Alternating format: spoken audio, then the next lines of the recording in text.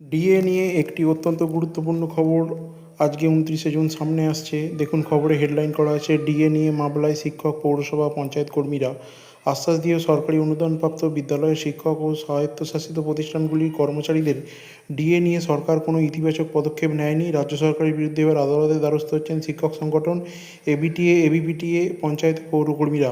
দীর্ঘদিন ধরে বকেয়া মহার্ঘ ভাতা প্রদান না করায় রাজ্য সরকারের বিরুদ্ধে আইনি পদক্ষেপ গ্রহণের সিদ্ধান্ত নেওয়া হয়েছে। শিক্ষক, পঞ্চায়েত এবং পৌরসভা কর্মীদের বক্তব্য, রাজ্য সরকার বারবার আশ্বাস দিয়েও বকেয়া মহার্ঘ ভাতা পরিশোধ করতে ব্যর্থ হয়েছে। এই পরিস্থিতিতে আদালতের দ্বারস্থ হওয়া ছাড়া কোনো বিকল্প নেই। শিক্ষক ও কর্মচারীদের ন্যায্য অধিকার আদায়ে আইনি লড়াইয়ের পাশাপাশি রাস্তার আন্দোলনও গড়ে তুলবেন তাঁরা। তো এই প্রসঙ্গে বলে রাখা ভালো যে পঞ্চম বেতন কমিশনের অর্থাৎ কার্যকাল 2008 সালের 1 এপ্রিল থেকে 2019 সালের 31শে ডিসেম্বর পর্যন্ত যে এআইসিপিআই অনুযায়ী কেন্দ্রের সঙ্গে রাজ্যের একটা যে ব্যাপক ডিএর পার্থক্য ছিল, সেই নিয়ে দীর্ঘদিন যাবৎ রাজ্য সরকারের সঙ্গে কর্মচারী সংগঠনের কিন্তু মামলা চলছিল। আপনারা জানেন যে কর্মচারী ফেডারেশনের তরফ থেকে এবং পরে সংগ্রামী যৌথ মঞ্চের তরফ থেকে কিন্তু এই মামলার পার্টি হয় এবং সুপ্রিম কোর্ট দীর্ঘ 6 বছরের পর রায় দেয় যে অবিলম্বে বকেয়ার 25% মিটিয়ে দিতে হবে।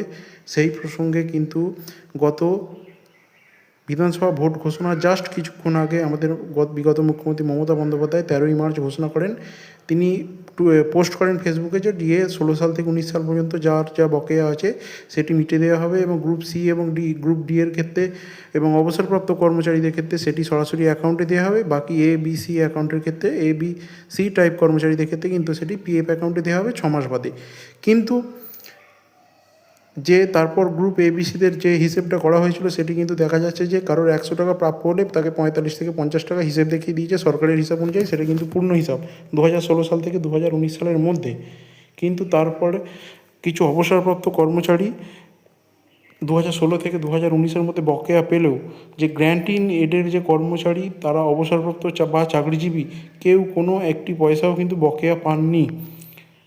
তো এই গ্র্যান্ট ইন এড কর্মচারীদের মধ্যে বেশিরভাগ কিন্তু শিক্ষক শিক্ষিকা, হাই স্কুল, প্রাইমারি স্কুল, অধ্যাপক অধ্যাপিকা, পৌরসভা এবং পঞ্চায়েতের কর্মীরা এবং বিশেষ করে যারা অবসরপ্রাপ্ত তারা কিন্তু 2008 থেকে 2019-এর পঞ্চম বেতন কমিশনের একটা বড় অংশের বকেয়া টাকা তারা কিন্তু একটি পয়সাও পায়নি। তার জন্য তাদের মধ্যে যে ক্ষোভের সঞ্চার হয়েছিল বিগত 22শে জুনের বাজেটে আপনারা জানেন রাজ্য সরকার 20% ডিএ ঘোষণা করেছে, কিন্তু ওই বাজেটে যে কর্মচারীদের পূর্বতন বকেয়া যেটি ছিল অর্থাৎ সুপ্রিম কোর্টের নির্দেশ অনুযায়ী যেটি মিটিয়ে দেওয়ার কথা বলা হয়েছিল সেই প্রসঙ্গে কোনো কথা না থাকায় কিন্তু কর্মচারীরা যথেষ্টই হতাশ হয়েছেন এবং তার মধ্যে অবসরপ্রাপ্ত কর্মচারীরা যারা রাজ্য সরকারের সরাসরি অবসরপ্রাপ্ত কর্মচারীরা তারা তাদের 16 সাল থেকে 19 সালের অলরেডি তাদের যে বকেয়া ছিল সেটি মেটানো হয়েছে এবং রাজ্য সরকারের তরফ থেকে কিছুদিন আগে নোটিশ জারি করা হয়েছে যে 2008 থেকে 15 সালের যে বকেয়া অবসরপ্রাপ্ত কর্মচারীদের ক্ষেত্রে রাজ্য সরকারের যারা সরাসরি কর্মী তাদেরকে মিটিয়ে দেওয়ার যে নির্দেশ সেটি বা নোটিশ আকারে প্রকাশিত হয়েছে। কিন্তু গ্র্যান্ট ইন